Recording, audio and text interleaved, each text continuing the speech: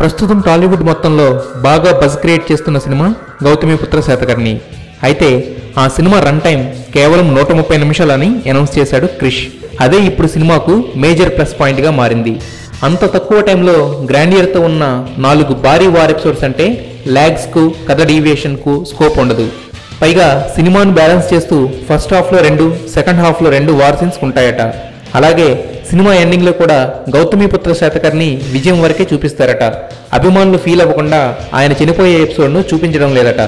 ఇక గ్రాఫిక్స్ కూడా ఎక్కడా రాజీ పడకుండా సూపర్ క్వాలిటీతో ఉండేలా కేర్ తీసుకుంటున్నారు.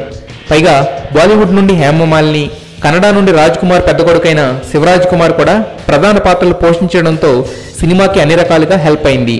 రిలీజ్కు నెలకు పైగా సమయం ఉండడంతో producer audio release, cinema release ఏర్పాట్లు చూసుకుంటుంటే క్రిష్ మాత్రం కూల్గా విఎఫ్ఎక్స్ అండ్ ఆర్ఆర్ గురించి స్పెషల్ కేర్ తీసుకుంటున్నాడు. ఇంత భారీ ప్రాజెక్ట్ని ఇంత తక్కువ టైంలో కంప్లీట్ చేసి ఎక్కడ కాంప్రమైజ్ కాకుండా రిలీజ్ చేయడం రియల్లీ గ్రేట్.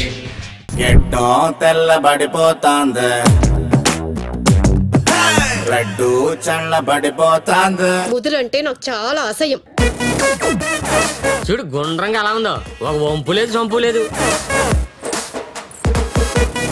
నువ్వేమన్నా పెద్ద మహేష్ బాబు అనుకుంటున్నావా?